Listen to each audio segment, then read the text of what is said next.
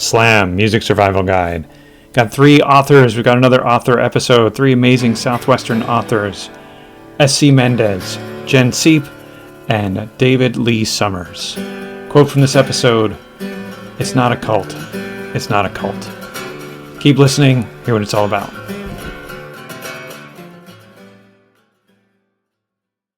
All right. Recording in progress, says the robot voice. All right. Can you see the writing on the wall? What's up, everyone? Jack Mangan here from Support Life and Music, a bunch of other things too. You know me from my occasional appearances in the Metal Voice, sometimes a guest on their show, Metal Asylum, Metal Hall of Fame. That's a lot of metal in there, but I'm kind of across the board.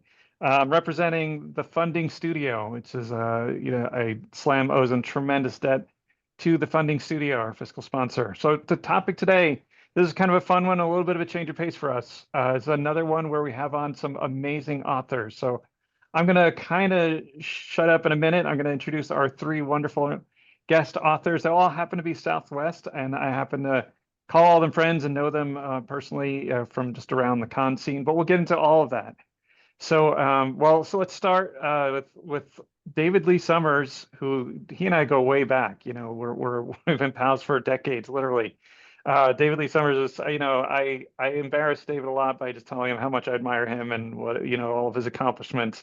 So, David, I won't, why don't you tell the world a little bit about yourself and who you are and all the things you do. But remember, David, we only have a couple hours, so try to reel it in, all the things you do. I will do my best. I am David Lee Summers. I am calling in from Kitt Peak National Observatory, where I have my night job, which is operating telescopes up here. I work on the 4-meter and Wind 3.5-meter telescopes, studying everything from dark energy to exoplanets. And by day, I write science fiction, steampunk, horror, a lot of different things. I've also been an editor. I've edited 2 separate magazines over the years. Our company is Hadrosaur Productions, which was started 30 years ago this year, started in 1995. And we published a magazine called Hadrosaur Tales for about 10 years, and then another magazine called Tales of the Talisman. And now we're doing something a little bit different, which is trying to bring stories to life in audio. And the initiative is called the Museum of the Omniverse. And it's basically, imagine the museum you can go to where every story, everything that ever existed anywhere comes to life. And your curator, Mirandam, will take you to exhibits through the museum. Our first exhibit is the Dragon exhibit, featuring stories by Timothy Zahn. I have a couple of stories. Patrick Thomas has a story, Carol Heitschuh. I'm sure a lot of these folks are familiar names to Jack. And Jeremiah Lynch is in the first volume. And it's full music, full sound effects. I actually have my first ever songwriting credit as part of this. I was asked to write an airship shanty for this, so that's now out on Bandcamp, as well as being a part of the anthology. So I'm also a writer. I have 13 novels, 2 novellas, and just over 100 short stories published. I told you, it's just incredible. But yeah, it's all good. It's great stuff. I kid, David, but it's incredible. And actually, that's seriously the tip of the iceberg with David. But we'll get to it. We'll get to this episode. Next, we'll kind of flip a coin. So we'll say S.C. Mendes is next. He's a powerhouse author of bloodbound books in the world of horror and some extreme horror. Sometimes collaborator with Nikki Noir, and he and I also. Well, I've met all three of these folks at conventions, but S.C. Mendes, thank you also for joining us today. Tell people more. Like I said, again, tip of the iceberg. Tell people more about you and the things you do. Yeah. So S.C. Mendes, owner of Bloodbound Books, we started in 2009, and you mentioned extreme horror. I think really early on, we worked with some people like Jack Ketchum and Edward Lee and Bentley Little, and we kind of got like label as this extreme horror and splatterpunk, which has taken some time to break out of, but we actually publish a wide variety of just, I call it dark fiction now. So since 2009, it's just dark mystery, dark fantasy, horror, thrillers. We even got some crime stuff thrown in there. It's kind of hard separating myself sometimes from being the publisher and then also the writing life. But I love doing a wide range. All of my stuff usually has an air of mystery to it. So when I do horror, it's a horror mystery. My supernatural stuff always has like mystery elements in it. I love going to conventions. So that was where I meet most great people that I end up seeing is at conventions. So I'm all over. I try to go in the Southwest as much as possible. And when I'm not doing all the book stuff, I teach. I actually started teaching, gosh, oh, years ago now. I think it was like 20 years, I want to say, but I started in PE and health, which seems really strange as an author, but I moved on then and I am in English right now. And so I do English on at an online school at the moment. Excellent. Yeah, fantastic. All right. Well, thank you again. And then I guess our third author guest, who is the amazing Jenn Czep, who's another person whose resume, will take us an hour to get through everything, between pirate and dancer and tarot reader and author and musician. And I don't know, you probably are going to tell us you have a painting up at the Louvre or something. But Jenn, thank you so much for joining us today. Again, someone, no paintings in the Louvre, but I might have some jewelry. Anyway, no, too soon. Anyway, oh my gosh, you're making me go after these two, though. I feel like I don't know. It's a high bar. I published my first novel, which was a pirate novel in 2007.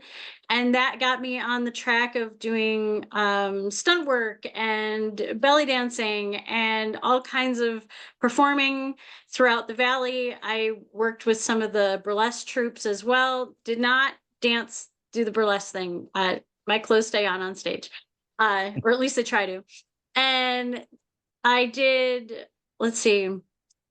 Yeah, I teach sword fighting now. I've been a tarot reader for a really long time. Also do a lot of other weird paranormal stuff. And my books are science fiction, paranormal, gothic, also obviously the pirate adventure novel. And I do have one youth fiction chapter book out that's fantasy. I'm part of a bunch of other horror anthologies as well, just kind of here, there, and everywhere. I work part-time for the Phoenix Libraries currently, and mostly that's just so that I can be around books and cool people. And yeah, it's hard to say like all the stuff I've done. I've worked, I have done some weird things. I started out in a small town as a mechanic. I did not know that part of it. Wow. This is where I ended up. So yeah. Wow. Well, yeah. Again, I'm humbled by all three of you. Really impressive stuff. And it's amazing what all three of you have accomplished. And well, let's go there first, actually, because it's one of my bullet points. But I think you're all kind of multi-talented and you're polymaths. Don't be any math, by the way. Don't worry. There's no math in this. But you're all multi-talented. So is this just? I mean, I don't know any writers who are just like, no, I just sit in front of the keyboard all day and that's all I do. I mean, is this just what comes with the territory? Is this, and we're getting around to the slam focus of the musician thing, but I just kind of want to start there with, the multi-focus thing. Like, what do you think that's all about? Jenn, I guess I'll ask you since you're on my screen, so I'll start with you. For me, it really is because I started researching something and ended up, because I want to write about it. So I go and research it. And then I end up going, oh, this is kind of fun. Maybe I'll do this for a while. I have a really big problem with saying yes to things where I'm like, yeah, I could do that. Sure, let's give it a go. Doing stunt work was like that. Learning how to costume design was like that because it's like, I need to know how the clothes work. So I might as well figure out how to make them. Just learning things, I think, is part of the job of a writer because your characters have to know about it. So you got to know enough to get to lie about it. Yeah, well, that's a good point. Any of you guys want to kind of pick up on that from there? Because again, I know both of you are very have a diverse array of skills, and I guess like Liam Neeson, you have a diverse array of skills. I don't know, David. I mean, I guess I'll just pick up from that by saying I can't that there are so many books where you look at the about the author and it's almost like a CV or a resume of just how many jobs they held at one time or another. And I think that just goes to what Jen said about how, you kind of do become a little bit of polymath. You're interested in so many things. I mean, my journey I really began with being a Star Trek fan as a kid, and it's kind of a twofold direction. Part of it was, this whole idea of going out and exploring space would be really cool, and as a kid, I wanted to know how I might be able to do that. And of course, this was still during the Apollo days, so maybe it was theoretically possible, except I wasn't really the type who was physically ready to go into the military and get all the training to be an astronaut. So there was sort of that issue, but at the same time, watching Star Trek, the other thing I learned really early on is that they had these names, of the writers right at the beginning of every episode. And I realized a lot of those people were people I could go check out at my local library, people like Harlan Ellison, David Gerrold, Norman Spinrad, so I began to actually read a lot of what they were doing, and I realized there was so much more to this whole writing world than just this little show that I had, not so little show that I had discovered, way back when.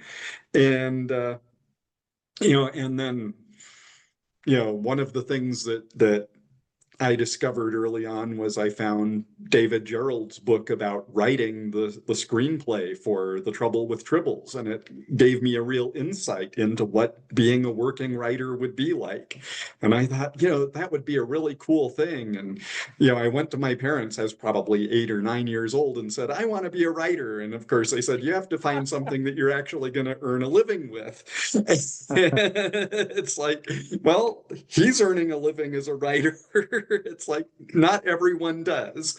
And so, a few more years go by and I start to realize this whole exploring space thing for real. There's things like astronomy and physics and geology and all of that you can use to apply to space science. So, I said, I might go off and get a degree in astronomy. And again, the question, how are you actually going to make a living? Fortunately, I found ways to kind of let them commingle with each other. I did when I was in high school. I was fortunate enough to meet Ray Bradbury, and again, he echoed this whole idea that we've been talking about just writers are people who are interested in everything.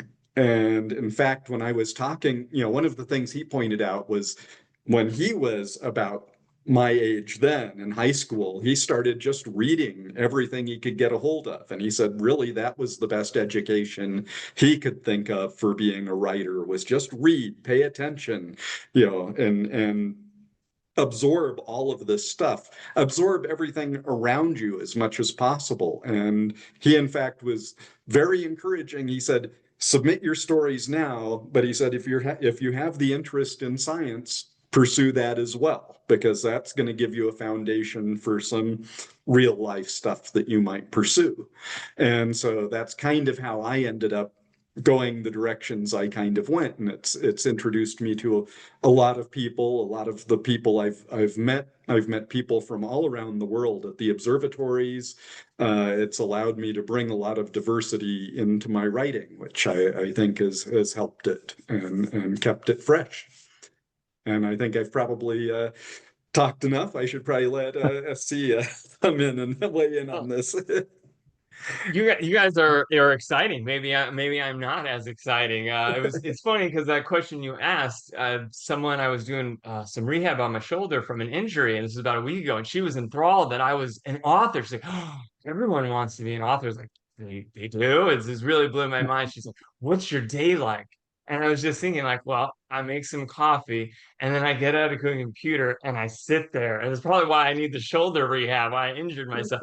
It's a very isolated thing. It's all these hours of writing, and you realize when you really get into it, you become very alone. And I think that's awesome though, that Jenn's inspired. She's making costumes and becoming a pirate and belly dancing, and you became the astronomer basically. Like, I have these ideas to be like my characters, and they pass very quickly. Maybe because I write mostly horror, but I think it can be a lonely life. It can be very isolated. And I think a lot of people don't understand. I think a lot of people, when we meet at a convention, that's where I like shine, and I love that because, as you said, you get to meet so many people, and then I kind of, I don't want to say live through them, but I get to learn through them. And also through my students, it's been a real privilege being a teacher. So all my students, I learn so much from them. I can impart a little bit, and then I learn about their lives. So it's like reading, I meet all these people all the time, which is great. But the writing itself, I think it makes me very isolated. So I do enjoy the conventions, but I think that was part of the original question. I can't quite remember. What does the day look like? But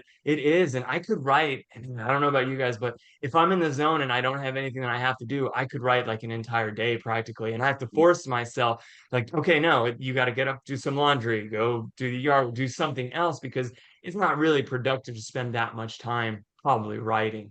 But then, as you said, there are other jobs, things get in the way, you have other responsibilities. And if you're away for it for too long, it's like missing a person that you love. You're like, oh, I haven't written in 2 weeks. What's going on? You can see changes in your personality, and you're a little stressed out or you're antsy.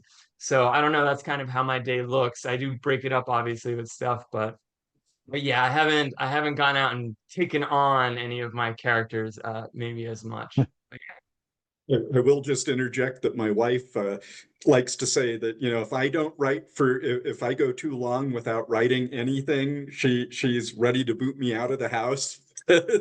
Yeah, Because of the personality changes that you were just talking about. it's terrible, but it is. It Yeah. does change you. It's very cathartic. It's your passion, and we know we suffer for passions, but Right. yeah, it does. It changes you, and if someone hasn't been writing, they haven't been getting there. I don't want to call it hobby, but that thing that makes them them. That's how we will start to change if we don't get enough hours of writing in, I think. It's called therapy. It's our Yeah, therapy. it's a therapy. It's Yeah. also a job, but it's a therapeutic job. We love what we do, which is nice. Yeah, I was going to throw that word out there as well. Yeah, it is therapeutic. And yeah, I've certainly felt the same, is that, I feel like my vocabulary is not as good. And yeah, I feel like there's like maybe a little bit of a missing piece when I'm not actually cranking out something. And now, of course, there are different kinds of writing. I think all of us have done it to some extent. There's article writing and fiction writing, and I think they exercise different things. But I don't know. I mean, I guess I'm asking the question. This isn't one of the questions we had set up ahead of time, but it's just again off the cuff. Do you feel like there's a huge difference in scratching the itch for you and the therapeutic aspect of it when you're writing fiction versus nonfiction? Yeah. I blog. For Oh, me, go ahead. yeah. For me, there definitely is. I would much rather be writing fiction. I wrote for a lot of magazines and blogs that were nonfiction. And it was great. And it was great to learn about people and learn about things. But writing fiction is getting down into the emotional nitty-gritty of stuff. So I think the therapy aspect is the fiction. No, I completely agree. I run a blog, and a lot of my blog is basically book reviews, and part of that is because for me, it's one of the ways I can really kind of make sure I'm digesting the books fully and really, get to the understanding level of them for myself personally, and hopefully it maybe gives some people insight into what I'm doing, but it's not really where I'm getting the real emotional meat of my writing. I really have to sit down and do the fiction and think about the things. And I think like Jenn says, it's the emotional side of that really captures, I'm getting into another headspace almost and I think that's where it gets almost more therapeutic than if I'm just doing nonfiction.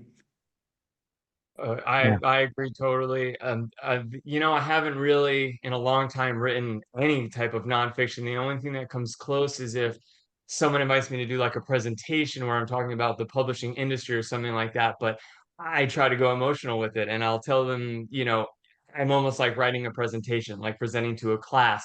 And so it becomes emotional. And I almost, even though I'm giving nonfiction type information, I've made it all about the emotional again. So really, fiction is for me where it's at as well. I really don't do the other stuff anymore at all, unless it's, as I said, for a presentation to motivate or inspire. Nice. All right.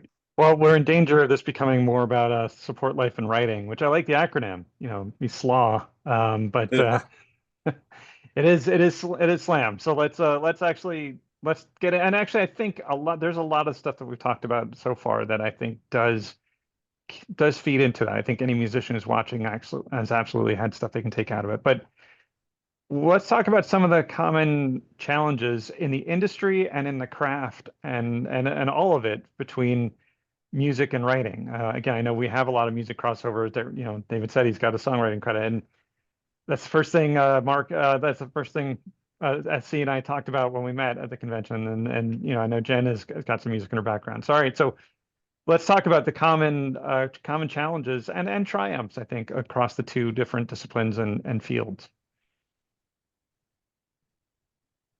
We'll start with SC. So I guess since you're on my screen, so I'm going to call on you.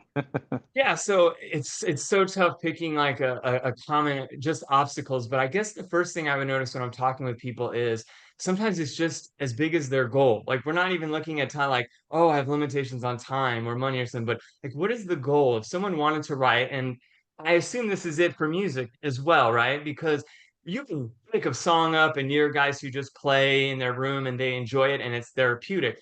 I've written stories my whole entire life since I was a little kid, right? We was saying 8 years old for David.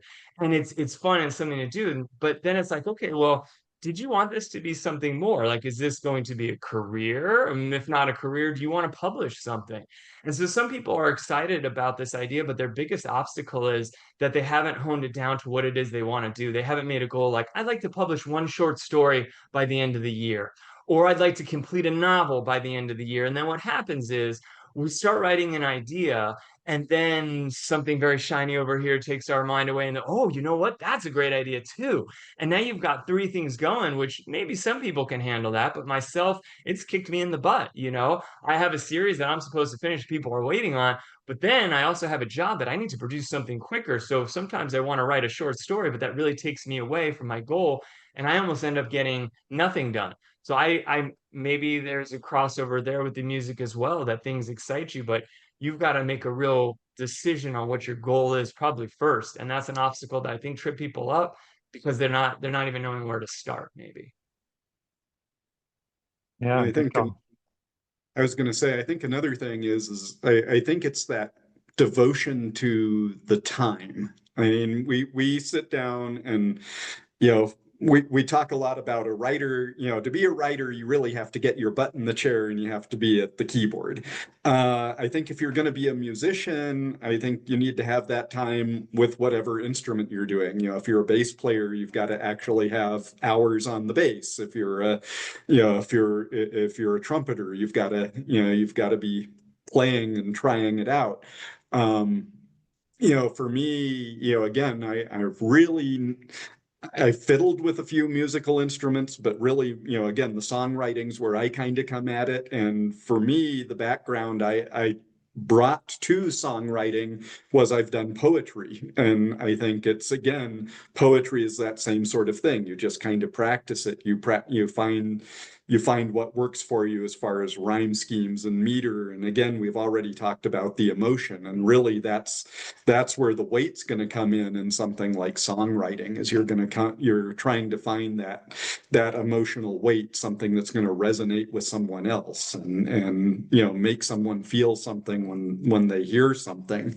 And that just, all of that comes just by practice, I think. So that's kind of, I think, the big thing. And you've got to, you know, and the problem is there's so many other things in life that are going to try to pull you away from that. You know, people are going to try to demand that, you know, sometimes it's fun stuff. Sometimes people are going to want to pull you out for something social that you want to do. And that's cool. You know, maybe, you know, do make time for that sort of thing. I think that gets to kind of the mental health of it, part of it. Don't just isolate yourself, but but sometimes you've got to say no. The craft does come first, and you've got to make that time, and that can be kind of a tough decision too. Yeah, love it. Yeah, Jen, I don't know if you'd like to elaborate on Yeah, that as well. I'm definitely going to double down on everything that Asi and David said, is that you have to make time for the work. You have to set goals. Even if it is meant to be something therapeutic for yourself, and this is where I'm going to get a little weird with the supernatural, paranormal, woo-woo side of things. What we do is a big part of like shadow work too. It's about working on ourselves and working on, so even if you look at it only as the therapeutic side, you still have to make the time for it. And you can't just skim the surface and sit there and be like, oh, I had an idea and I scribbled down 3 sentences and I'm done. It's about doing the work and putting in the practice and putting in the work and always striving to be better than you were before. It's not about being better than anybody else.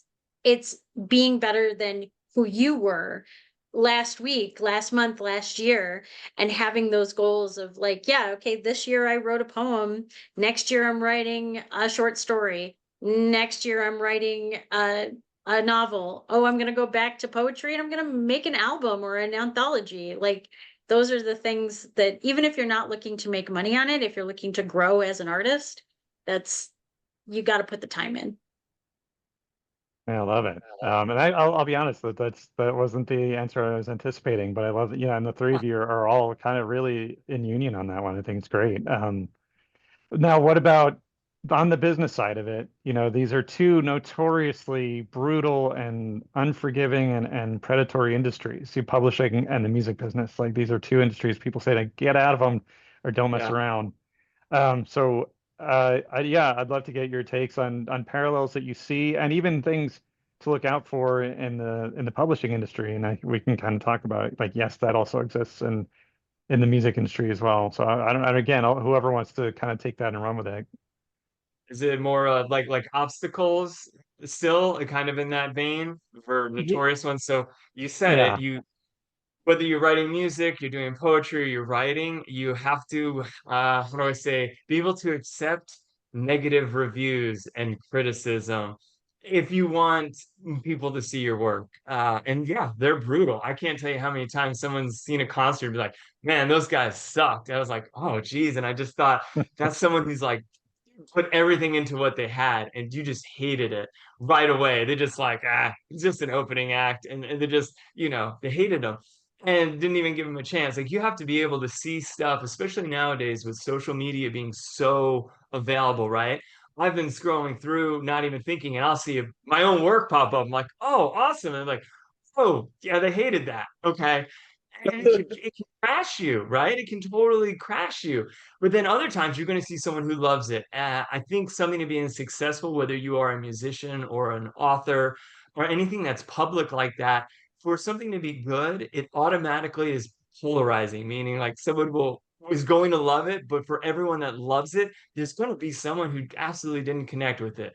Why people feel the need that they have to tell you when they hate something, I don't know exactly. There's something in psychology with that, but you need to be able to take that with a grain of salt and I think be able to extricate what is valuable feedback if they have something that's actually there underneath the anger or whatever it is that the person wanted to say, but then also being like, okay, that just wasn't the book for them, and moving on with your work. Because I know that can totally, there are people, authors particularly, are waiting for reviews, and if they don't get them or if they're not piling up on Amazon quick enough, it can be, you feel dejected, right? And you don't want to pick up the pen and do the next work.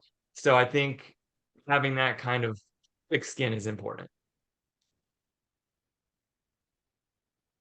And I can kind of leap in and maybe from a slightly different perspective, it's worth both music and fiction are both very competitive, even at the getting your stuff out there level. There's lots of different ways to do that nowadays. I think both for indie there's indie writers, there's indie musicians, there's professional writers, there's professional musicians. You can choose to go through the gatekeepers, or you can find your way to some independent outlet and try to get out to the audience directly. All of those have real challenges, and all of those kind of get back exactly to that review thing, because basically the people who are either the gatekeepers for, say, the big 5 publishers, you have to realize, one of the things that I had an incentive of at one point is, these guys get so much stuff on their desk, that they have to read through and decide about, that, 99% of the time, no is completely not personal. No for them is like me walking into a bookstore and I go in and I buy the book I want, and every other book in there I have just rejected. Now, that doesn't necessarily mean that next time I'm not going to go get that other book over there and totally accept it. But, there are going to be times where, I'm just not going to, that other book is not, none of those other books are for me right now. And that's like a gatekeeping thing. But when you get that rejection letter from the publisher, it just, that can feel just as soul crushing as that bad review. But then you go out and you're indie, you say, I'm going to go publish, self-publish on Kindle, and, it's going to, I'm going to get right to the audience. And, you get that first 5-star review and it feels wonderful. And then someone comes along and gives you that 1-star review, and it's, Kindle mangled it on my reader, and, it just is soul crushing. So I think you have to kind of be aware that no matter how you get into it, anytime you're going to go in front of an audience, you risk that level of rejection, but unless you risk that, you're not going to get the reward of an audience coming and doing, giving you tremendous feedback on things. Yeah. I'm gonna play this a totally different way, I think, than you guys did. Having performed on stage in front of people, I would much rather have people consume my art when I can't see their faces. I would much rather they read my stuff and I go read it at home. I don't need to know. I can ignore your reviews online. I can read it when I'm in a good space and I can deal with it.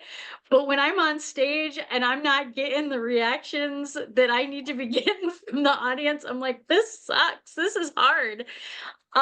So I would say that from the perspective of like how they like are the same but are different, is that the performers who are out there, who are giving it their all on stage and live, that is definitely harder to me than when I'm putting stuff in words and I can delude myself that I did a damn good job.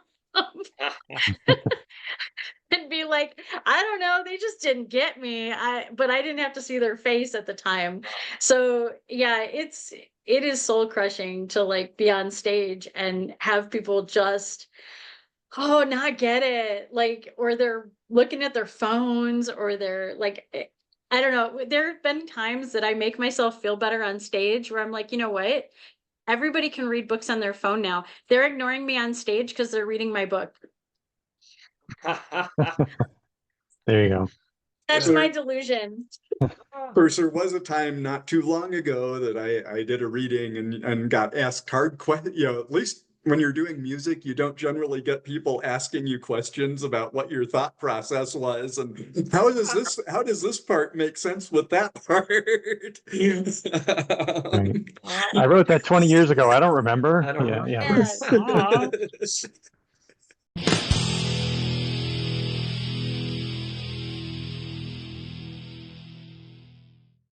This is Mark Pruitt. I'm the editor-in-chief of Whiskey Network, and I'm also a contributor over at the New Wave of Traditional Heavy Metal.com. Listen, We love talking about music, but there's something that we don't think about. We don't think about the mental health of the artists that we love. And there's a lot of risk and there's a lot of things that can happen there.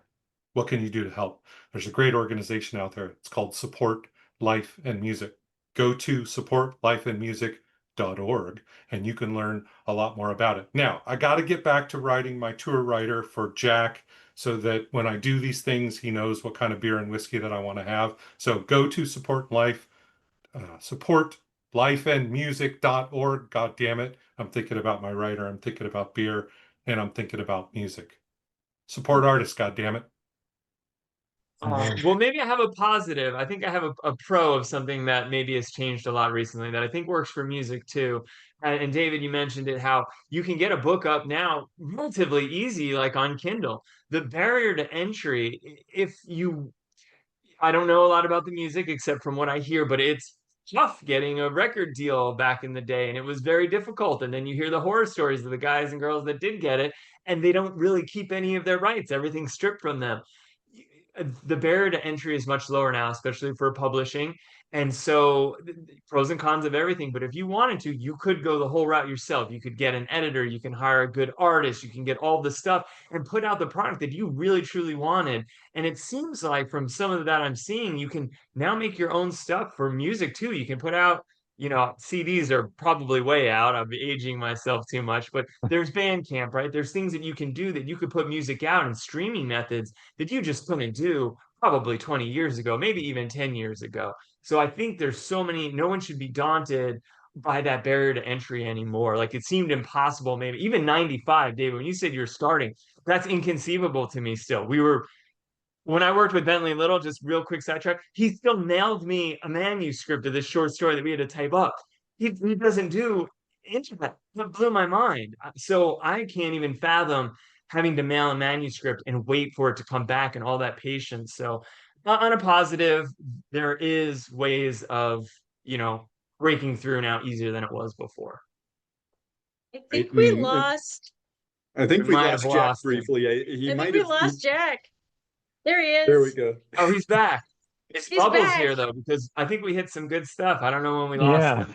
and I might be know. sideways. I might be sideways now. Am I the right You way? don't have any video yet. I don't have so- your You don't have video, video. Oh, You have a really cool icon though. Love There it. you There you go. go. Oh, You're thank sideways. you. You are Or the reason you sideways. are sideways. yeah, no problem. We'll just be natural. So hey everyone. Okay. So I It just be natural. Yeah. I believe that all happened when you were saying how great technology is now and how Oh yeah, that anyone can make a podcast now. Anyone can put stuff out. But yes, that is Anyone very except me. convenient. That has happened. I tell the students, technology works great. We're at an online school. It's great when it works. When it's not, I can't help you. They're asking me to like fix this and that. I'm like, that's a whole nother department. I'm just your English teacher. I can't fix those things. But yeah, when it works, the barrier to entry, I do think is good that some people who in the past could never have gotten into publishing or music has the ability to do it now. So I think that's a point. I Yeah. think there is an interesting point you made there that, when you do go into whether it's music or whether it's writing, you talked about you can hire your editor, you can hire your cover artist. I think you do actually need to, there are some people out there who are like, oh, I'll just write any old thing and I'll post it up at Kindle. And that's not really the right way to do it. And I think if you're a musician, it's the same thing. I'm just going to sit here and teach myself the accordion and put out an album of my hot accordion licks. And, it's like, no, you do need someone to give you some feedback and before you actually take it out and make it live. I think that's an important step in there. Is a patience component that we have lost. I said it takes unbelievable patience, right, to mail the manuscript and wait for snail mail back. But now the new barrier is if everything can happen like that, you have to pause yourself. And whatever it is in music, it could be ARC readers or sorry, beta readers and alpha readers in the writing world, you've got to pause because just because you can do something you probably shouldn't, you'll be regretful of it more often than not, and you'll want to pull it down and try to get rid of all the original copies. And so it's just like you said, it's not worth it. So it's this balancing now of, I have all these tools at my fingertips, let me not blow it though. So yeah, you absolutely, got to good have that point. discernment of like what you're capable of versus what you really need to contact somebody to help you with. And the technology aspect is a big part of it. Like in books, it's formatting, and in music, it's the audio editing and getting things to like come out smooth and sound good, because you can be a brilliant musician, a brilliant singer, and the audio tracks are all jacked up because you don't know what you're doing and you didn't hire somebody to help you with that. And I do music for a couple of years. I was doing a music challenge thing, and they wanted you to upload stuff if you were interested. And I was like, yeah, sure, I'll upload stuff. Am I proud of any of that? Absolutely not. It was me uploading it. It's garbage. But like, I recognize that it's not that I did a bad job on the creative side. It's that I should have hired somebody to do the technical side of it, which if I was producing it or publishing it, I absolutely would. Like, I am so pleased to have editors and beta readers and ARC readers that are so great and so good at what they do, that it allows us to have that creative release of it. I love it. Yeah, and that's absolutely something that applies to both sides, especially because you nailed so many great points that a lot of people are not going through the, in publishing, they say New York, but not going through the big publishers anymore. Or in music, people are saying, well, I don't need to go through the big, I don't need to get signed necessarily. I can publish my music or my writing and find fans and find a level of success that I'm comfortable with and that I want independently. But I love what you're all talking about is, seeking out the help of professionals in these different industries. And I also noticed no one said anything about getting what is in 2025 called AI to help. And no one talked about that kind of thing. So I see the visual curious to reaction. hear what everyone has to say. So maybe I have the unpopular opinion, but I'll say this: so many authors have been like losing their mind in my community, like this is the end, this is the worst thing ever, and they're more frustrated in writing commentary about it than doing what they need to be doing. For me, I don't know. I don't think it's going to make things. Well, let me tell you something we can use it for.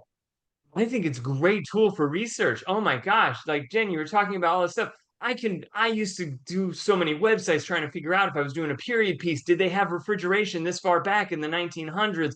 What state did it start in? I can ask a simple question, not have it write anything for me. Do like the menial stuff that I was going to search 20 websites for. It can do it for me, spit it out, and then I can just fact check it rather than spending hours and hours, and I can get back to what I love, which is the writing aspect of it. So I think it can be a tool that helps you. I think the problem is, and we're all clearly seem to be of the same mindset, is when you use it to substitute that hard work and the practice that everyone talked about, the sitting down and learning your instrument. It just flashed in my head, Bill and Ted. The very original, they were Wyld Stallyns, and they're like, man, they had the video they were making, they had cool looking instruments, they had a logo, they didn't know how to play. And they probably weren't going to get Eddie Van Halen to join them. And sometimes AI is like, well, I've got ideas. Maybe AI will help me do it. It's not going to be your Eddie Van Halen. It's not going to make your band successful, but you could leverage it as a tool to get you to do the easier stuff, right? Like if you want a business plan, if you give you ideas on where to start rather than having to go to classes or open a book, you could get some starting points. And I think it can help there, but I don't think it should eliminate the skill that changes you as a person and as a writer. So that's my take on it, but I do think it has some positive aspects. And I do think AI does have some analysis abilities that I think could be useful for writers. I think we already kind of see it in some of the grammar tools that are out there. That can be kind of a useful aspect of all of this. I don't think it's completely been plumbed, but I think as far as AI writing stories, until AI, it's kind of like the issues of appropriation. I think until AI starts writing stories about AI's own experiences, I think AI has no business writing original stories. It's otherwise just appropriating human experience. That's exactly what it's doing. And with the research aspect, one, if you want to know anything about refrigeration in the early 1900s, late 1800s, you let me know. One of those things you learned that you picked up and you just said, this is a great hobby. I'm going to pursue this. full of information. This is the other reason I work in a library. I will say I am wary of the mistakes that it makes. With the grammar, as mentioned by David, I have seen it make mistakes in grammar because it wants the dead on, this is the only way, correct way to do it. It doesn't understand that there's an artistry to it, and that sometimes you do have to like fudge the numbers a little. We won't get our Twains and Shakespeare's out of AI because they won't make up something new that's correct. They'll just either stick with the thing or they'll hallucinate something. Also, I recently I was screwing around with AI because I wanted to see what my books came up with as like, hey, if I do a research for my books and do a search for it, what's it going to throw back at me? And did I get scraped during that whole Kindle Vella thing? And it brought me up as a person, and first it was all in Polish, and I'm like, oh well, this is not a surprise. It was relatively accurate. My Polish is a little rusty, so I was like, yeah, that looks about right. That looks about right. But when it brought it up in English, it had my bio and my co-author's bio on one of my books completely messed up. Like it was using both of our backgrounds and creating like what it thought the correct person was. So it gave me some of the background that he had, and it gave him some of the background I had, because it's like, oh, no way that's her background and no way that's his background. It's like, no, we really are this diverse because we're humans and we don't fit into one category. So be aware of the things that you can research on it a little bit, because it can get confused. Oh yeah. I mean, I should say research, but then verify. I just think it cuts down some of it, but I agree. I've seen some very weird things on there. Yeah, I there's think- some wild Quite stuff. right. And I agree Yeah. about the and I totally agree about the grammar. It's like, let AI tell you what's the right way and the wrong way to do it, and then make your own decisions about whether you're going to actually pay attention to it, or, does that actually sound good? And I will say, virtual voice technology's gotten to the point that it's kind of nice for, letting the AI read something back to you, because sometimes I found that actually that's almost better than the actual grammar tools, because then I get to actually listen to how the word flows with this kind of dull, boring reader, essentially reading it to me. And it's like, do the words themselves actually flow of their own accord without someone really trying to put emotional inflection into it? And then it always automatically trips over something I've spelled wrong. So that's really helpful too. Well, it can't say my name right either, so No, it doesn't always say everything right, but it always says it the same way when I've spelled it the same way. Yeah, actually, I look forward to seeing how Zoom transcripts will get all of your names. Actually, but yeah, especially Jen. But well, well, first of all, I sure hope we're getting all this, because we just had our phone call interruption. Speaking of technology fails, I'll say something really quickly. Since you didn't ask, but I'm going to say it. So, for myself, I actually do agree with a lot of things you guys are saying, and I've seen a lot of the fails. I had someone who said, well, let me run your novel through my novel in progress. It's not out yet, but they're like, let me run it through the analyst, and it did an analytics, and then I was kind of looking at what they gave me, and I went about three paragraphs into its analysis, I went, wait a minute, none of this matches, and it was confusing my story with another one that was out there, and it's like, well, but so that's to Jen's point, but these things will get better. I mean, it will get stronger and stronger. However, I am going to back up everything you guys said about the creative part of it. I feel like I'm going to echo what David said. I don't mind when Microsoft Word or whatever, or Google Docs does spell checker and says, hey, you spelled the wrong. I don't mind when it does that. I don't feel like that's cheating.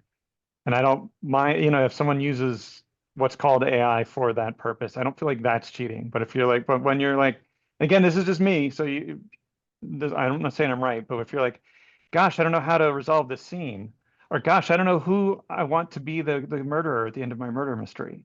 well, let me just feed it through AI and let that decide. I feel like, nope, that's a line I will not cross as a creator, as a writer. And the same applies for songwriting. If I'm like, I've got this song and it's great, I just don't know how to really, what the bridge should be. Well, let me just generate it through AI. Like that's a line I'm not going to cross. So I don't know if that's disagreement or torches and pitchforks, but that's my thought. I think that's an agreement.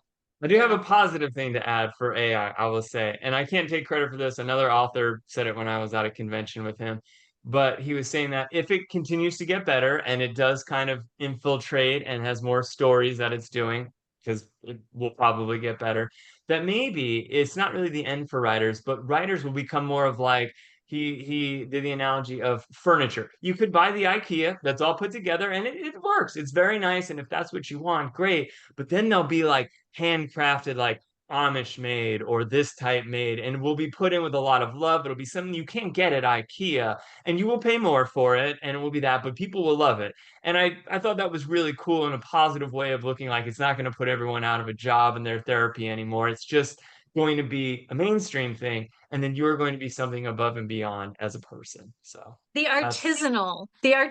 novels. Handcrafted with love. Yeah. So there you go. That's what he said, and I liked it. So I'm like, I'm sticking with that. All right. No umlauts over the names of our novels then. That'll be for the IKEA. Are you guys, I know I've kept you guys a long time. You guys have time for, well, two more questions, but one will just be easy. But you guys have time for two more questions, or you got to go? Like, I'll let you guys get going. All right. All right. We'll keep it quick. All right. So the question I try to ask of all guests on this show is, what is your advice for anyone, especially a creative professional, but really anyone who's struggling with despair and maybe, looking at having a hard time getting the desire to keep going and to persist? What's your advice for someone? It's a hard question. I know. It's a toss up. Whoever wants to go first. I can go. I'll go. I will it's a tough one, and that's the tough thing. And we said that these are isolated jobs. You have to, I think, as David said, first find balance. Balance is an easy one, but what I found that helps me out, and it seems counterintuitive because a lot of people will tell you if you're feeling, well, you need to take time for yourself, you need to work on yourself. I found that getting involved in something bigger than myself is important. So if that means spirituality, that's totally fine. It doesn't mean go find a church, but if you're know that you're working towards something higher in that realm, that's helpful, but it doesn't even have to be that. Joining a mentor program. So we're talking about having ARC readers, right? And beta readers.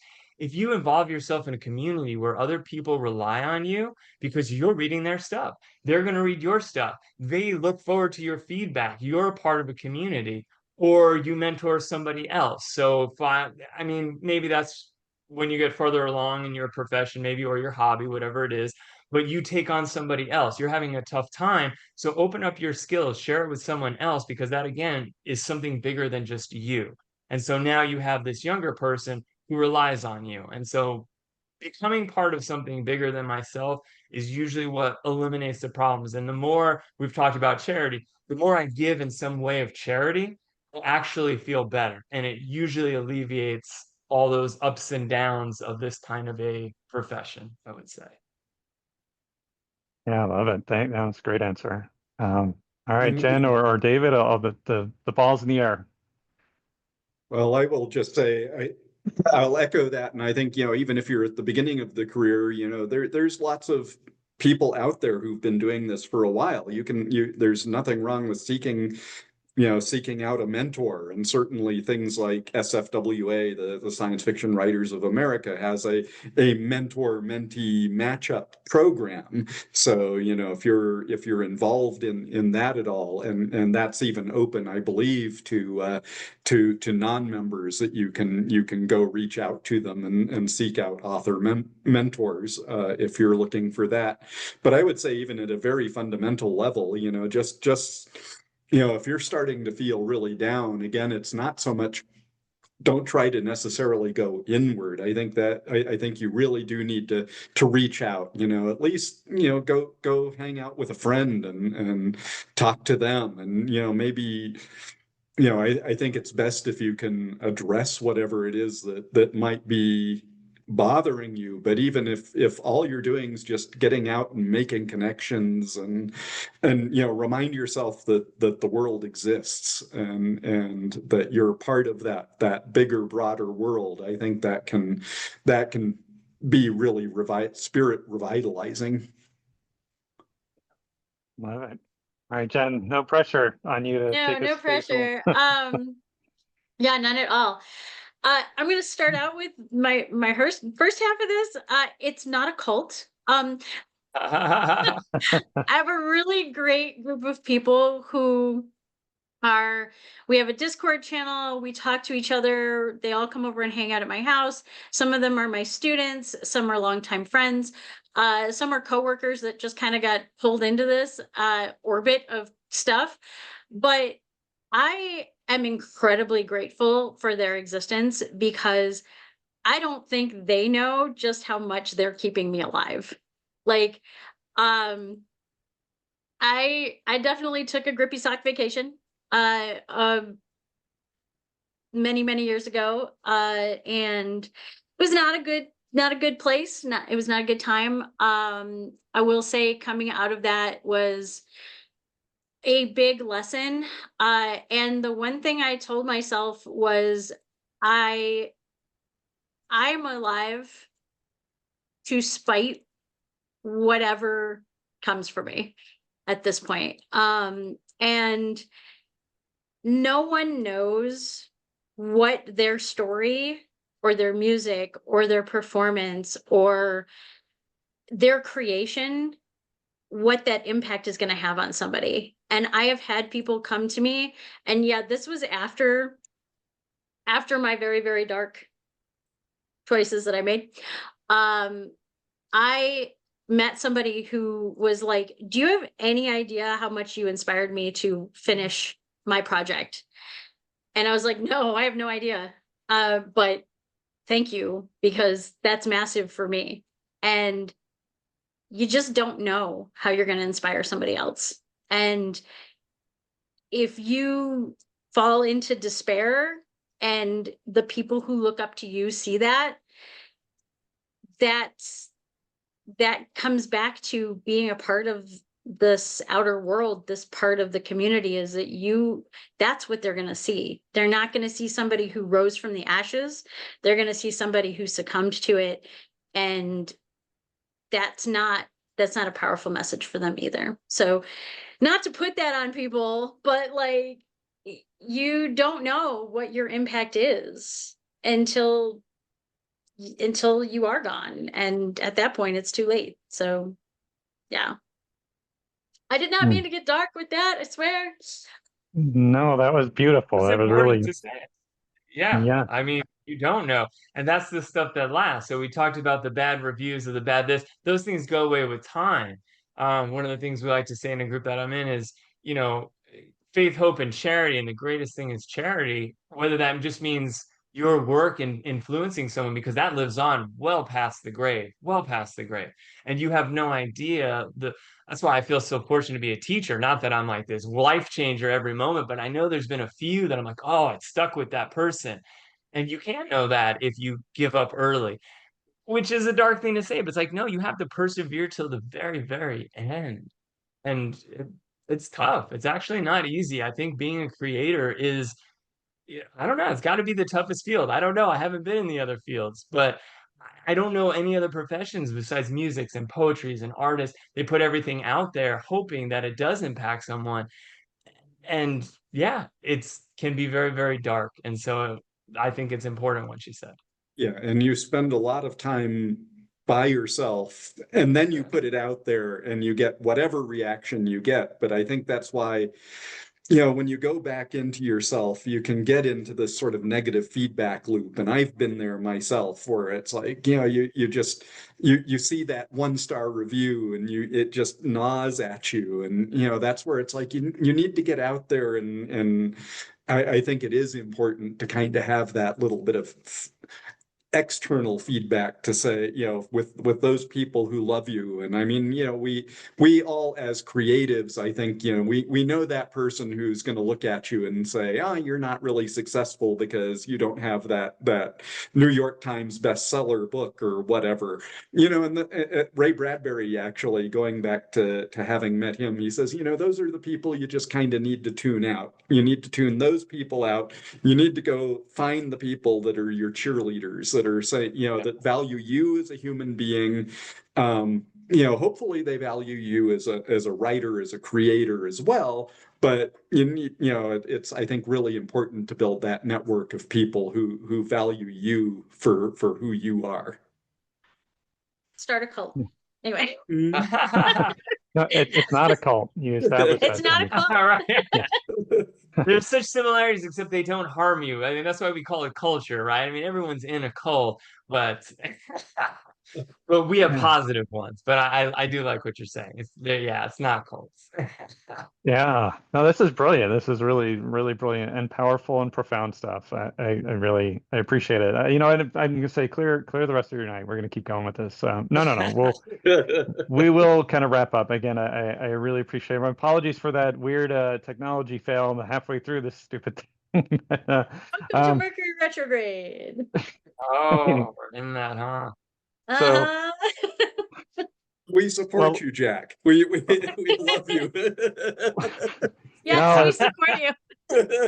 See, that's what everyone's been talking about. Well, why don't we take us out? Tell everyone, maybe send someone to your stuff. Talk about some of your greatest accomplishments that you want to share with people, and what you have coming up towards the end of 2025 and into 2026. Again, I won't pick on anybody. Whoever wants to go first. Self-promote. Oh, no one's good at that. That's always an obstacle. Okay. I was just at it. Well, go ahead, CL. Sure. Okay. So I did just say this the other day, or just 5 minutes ago. The greatest of these is charity. That is the little tagline we have on Blood Bank, which is our charitable anthology that has a lot of fantastic authors in it. This is the one that helps out Read Better, Be Better, which is a local Arizona charity. So if you like dark fiction, scary stuff, please check this out. It's Blood Bank, and it's through our company, Bloodbound Books. And then for myself personally, the thing that is my big project that I have to get done, that sometimes I feel like I won't be able to get it, I am finishing up my series for The City. It started off as a one-book thing, and really a lot of people liked it. I got that wonderful feedback, and I thought, there's more of a story here. The fourth book hopefully will be finishing up very, very soon, if I can just sit down in front of that computer.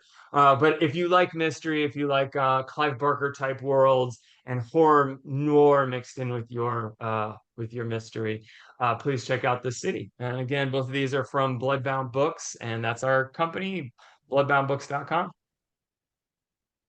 Excellent. All right, who wants to self-promote next? I was just going to leap in and say I'd just been at a convention, so I've been spending the weekend self-promoting. The big new thing we're promoting is I mentioned the Museum of the Omniverse and the first volume, which is the Dragon exhibit.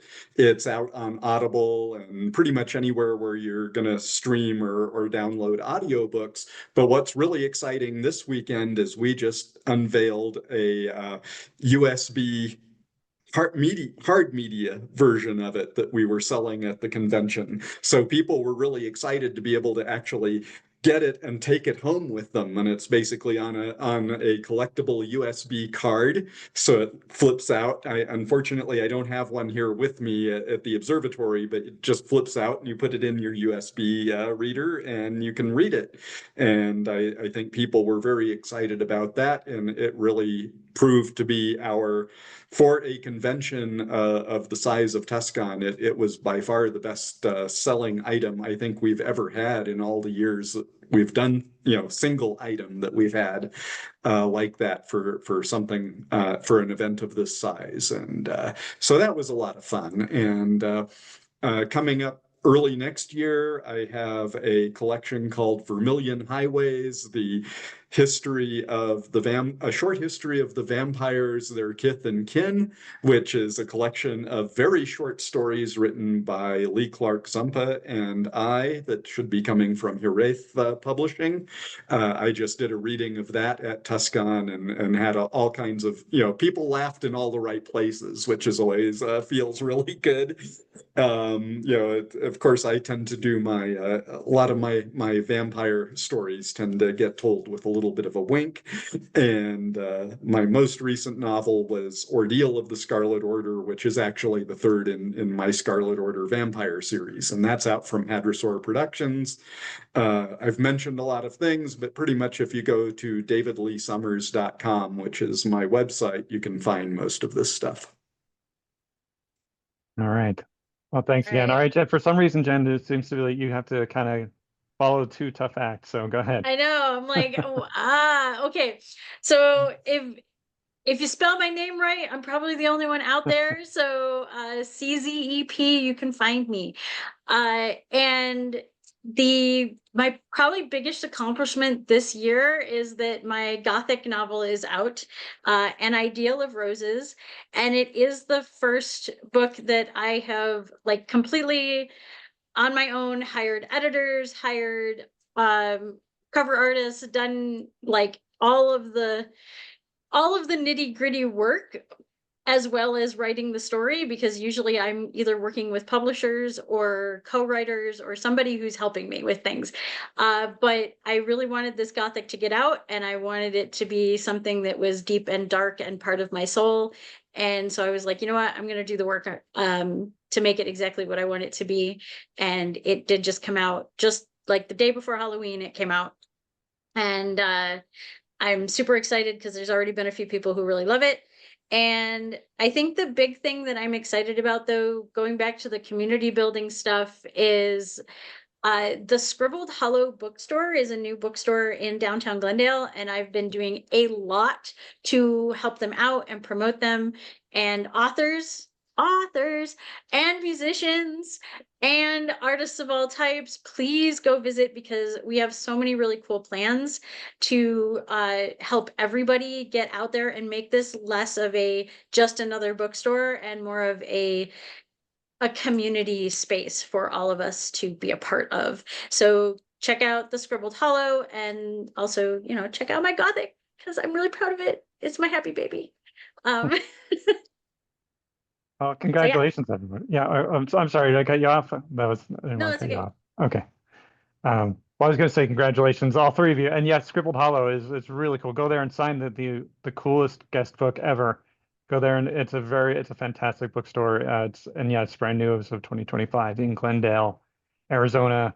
And I'm going to jump in. I was gonna stay out of it, but I'm going to jump in and say, for anyone who's still watching after all this time, Dread Spherical is my book that's coming out soon. No AI.